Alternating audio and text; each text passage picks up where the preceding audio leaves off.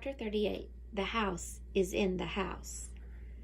It was a fight to the death, and I felt great. Every move was perfect. Every strike was so much fun I wanted to laugh out loud. Set grew in size until he was larger than me, and his iron staff the size of a boat's mast. His face would flicker, sometimes human, sometimes the feral maw of the Set animal. We clashed sword against staff, and sparks flew. He pushed me off balance, and I smashed into one of his animal statues, which toppled to the floor and broke. I regained my balance and charged, my blade biting into a chink of Set's shoulder guard. He howled as black blood seeped from the wound. He swung his staff, and I rolled before the strike could split my head. His staff cracked the floor instead. We fought back and forth, smashing pillars and walls, with chunks of the ceiling falling around us, until I realized Sadie was yelling to get my attention. Out of the corner of my eye, I saw her trying to shield Zia and Amos from the destruction.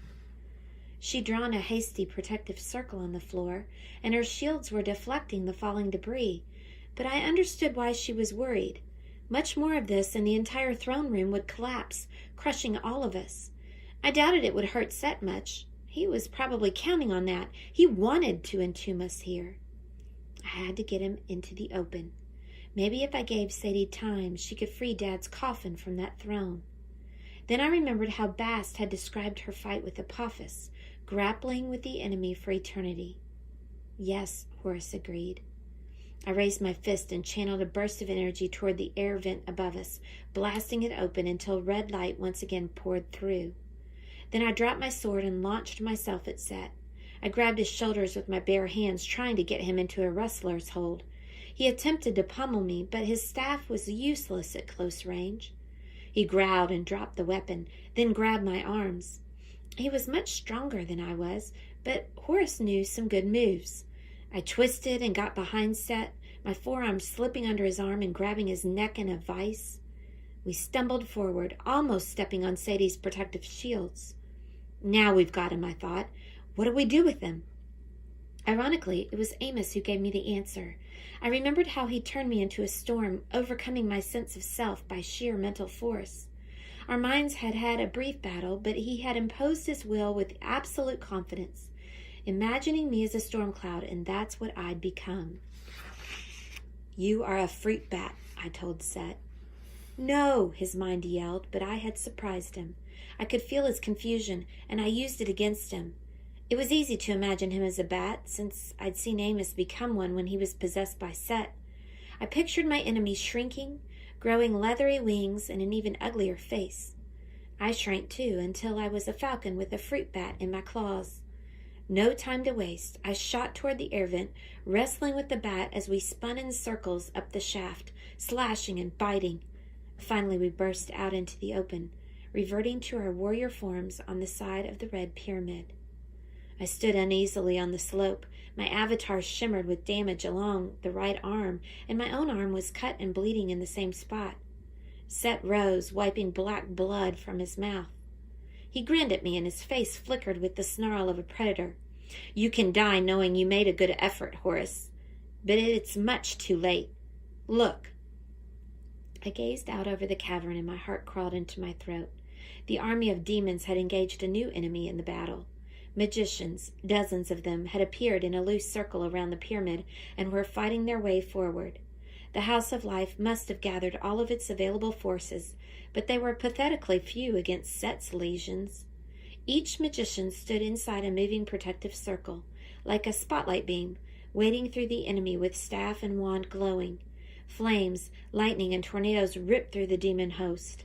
I spotted all kinds of summoned beasts, lions, serpents, sphinxes, and even some hippos charging through the enemy like tanks. Here and there, hieroglyphs glowed in the air, causing explosions and earthquakes that destroyed Set's forces.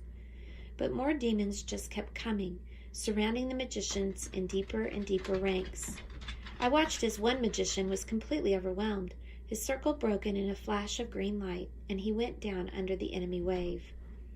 This is the end of the house, Set said with satisfaction. They cannot prevail as long as my pyramid stands. The magician seemed to know this. As they got closer, they sent fiery comets and bolts of lightning toward the pyramid, but each blast dissipated harmlessly against its stone slopes, consumed in the red haze of Set's power. Then I spotted the golden capstone. 4 snake-headed giants had retrieved it and were carrying it slowly but steadily through the melee. Set's lieutenant, Face of Horror, shouted orders to them, lashing them with a whip to keep them moving. They pressed forward until they reached the pyramid's base and began to climb. I charged toward them, but Set intervened in an instant, placing himself in my path. "I don't think so, Horus," he laughed. "You won't ruin this party." We both summoned our weapons to our hands and fought with renewed ferocity, slicing and dodging. I brought my sword down in a deadly arc, but Set ducked inside and my blade hit stone, sending a shockwave through my whole body. Before I could recover, Set spoke a word.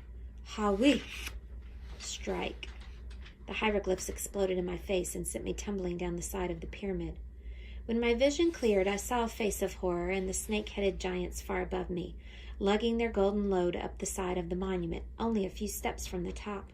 "No!" I muttered. I tried to rise, but my avatar form was sluggish. Then out of nowhere a magician catapulted into the midst of the demons and unleashed a gale of wind.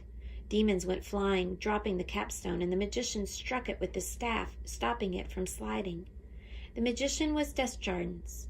His forked beard and robes and leopard skin cape were singed with fire, and his eyes were full of rage.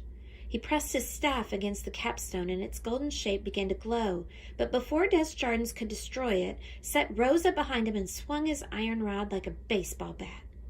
Desjardins tumbled, broken and unconscious, all the way down the pyramid, disappearing into the mob of demons. My heart twisted. I'd never liked Desjardins, but no one deserved a fate like that.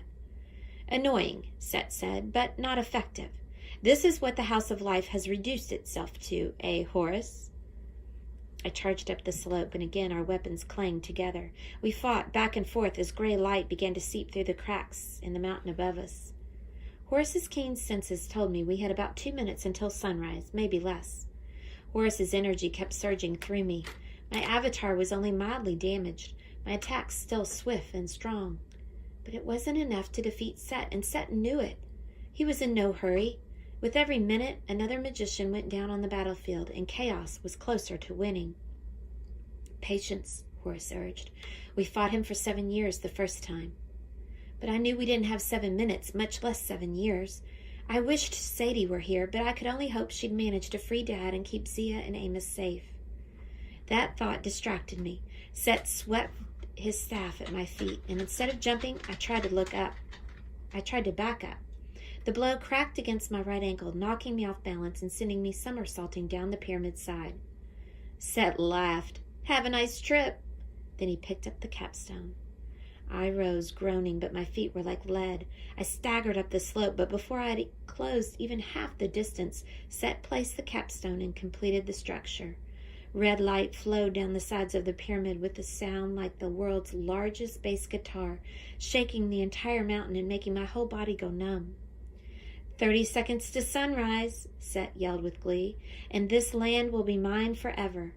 You can't stop me alone, Horus, especially not in the desert, my source of strength."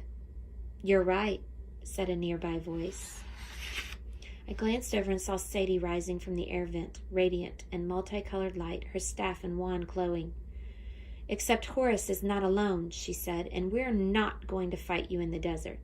She struck her staff against the pyramid and shouted a name, the last words I'd ever expect her to utter as a battle cry.